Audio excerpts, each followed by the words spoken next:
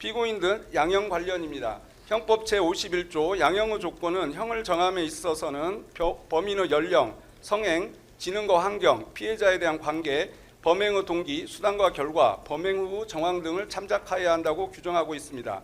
이 사건 내란 범행의 중대성에 대하여 말씀드린 후 피고인들에게 개별적으로 적용되는 양형의 조건들을 살펴보는 방법으로 피고인들에 대한 구형 의견을 진술하겠습니다.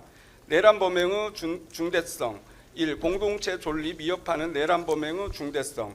내란죄는 폭동에 의하여 불법으로 국가조직의 기본 제도를 파괴함으로써 헌법이 설계한 민주적 기본 질서와 국가의 존립을 위태롭게 하는 범죄로서 그 성격과 중대성에 있어 어떠한 범죄와도 비교될 수 없는 중대 범죄입니다.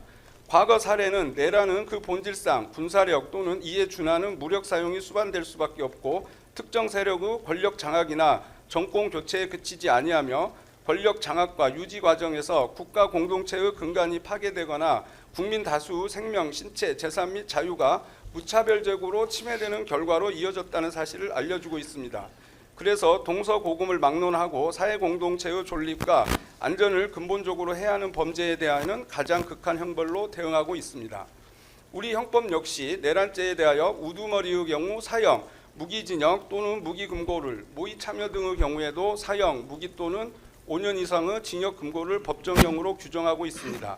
우리나라는 내란죄의 중대성과 위험성을 고려하여 헌정질서 파괴 범죄의 공소시효 등에 관한 특례법을 제정함으로써 내란 외환의 죄 등에 대하여 공소시효 적용을 배제하고 있습니다. 따라서 대한민국의 존립 자체를 위협한 이 사건 내란 범행에 대한 엄정한 법적 책임 추궁은 헌정질서 수호와 형사사법 절차의 신뢰 및 정의 실현을 위한 최소한의 조치라 할 것입니다. 2. 1980년 이후 재현된 헌정 파괴. 2024년 12월 3일 피고인 윤석열이 선포한 비상계엄은 1980년 5월 17일 전두환, 노태우 권력이 권력 찬탈을 위하여 단행한 5.17 비상계엄 전국 확대 조치 이후 44년 만에 이루어진 것으로서 우리 헌정사에서 갖는 의미와 충격이 매우 큽니다. 5.17 비상계엄 전국 확대 조치는 강주 민주화 운동에 대한 유혈 진압으로 이어졌고 국가 최고 권력이 헌법의 울타리를 벗어나 공권력을 동원하여 무자비한 폭력을 행사할 경우 어떠한 참혹한 결과가 초래되는지를 우리 사회에 뚜렷하게 각인시켰습니다. 이러한 역사적 경험은 다시는 비상계엄을 수단으로 한 권력 찬탈과 헌정 파괴가 반복되어서는 안 된다는 국민적 합의로 이어졌고 이후 1987년 6월 항쟁을 거쳐 대통령 직선제 도입, 국회 권한 확대, 헌법재판소 설치 등 헌법 개정을 통해 자유민주적 헌정질서가 확립되는 계기가 되었습니다. 그 결과 대한민국은 대통령을 비롯한 국가 권력이 헌법의 울타리 안에서 제도적으로 견제, 통제되는 체제를 구축하였고 국민 스스로는 물론 국제사회로부터도 안정된 민주주의 국가로 평가받아 왔습니다. 그런데 이번 비상계엄 선포와 이 사건 내란 범행으로 인하여 그동안 어렵게 쌓아왔던 대한민국은 안정된 민주국가라는 국민의 자긍심과 국제사회의 신뢰는 심각하게 훼손되었습니다. 3. 정치적 중립 및 국민에 대한 충성 의무 있는 군경동원.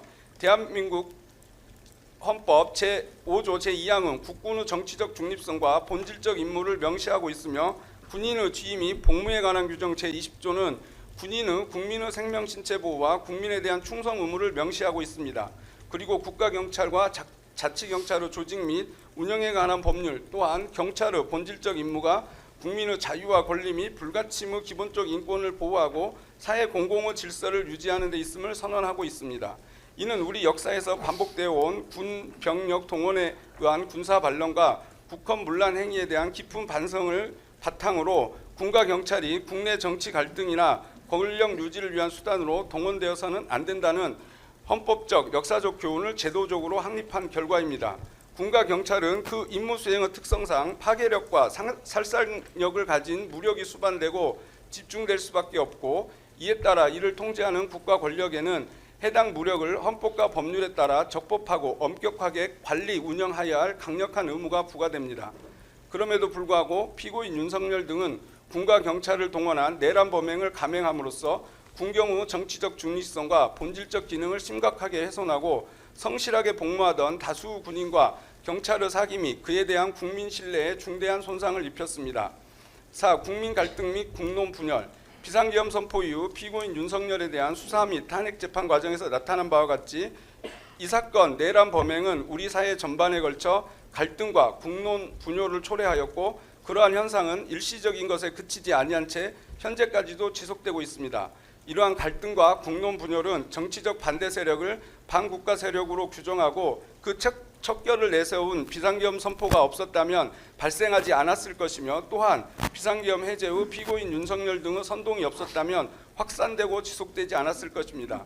특히 피고인 윤석열에 대한 체포 구속 과정에서 이루어진 대규모 찬반 집회는 법원 폭력 사태로까지 확산되었고 이후 탄핵 심판 선고 국면에 이르러서는 대규모 경찰력 동원이 불가피해지는 등 사회 전체의 안정과 법 질서가 심각하게 훼손되는 상황에까지 이르렀습니다.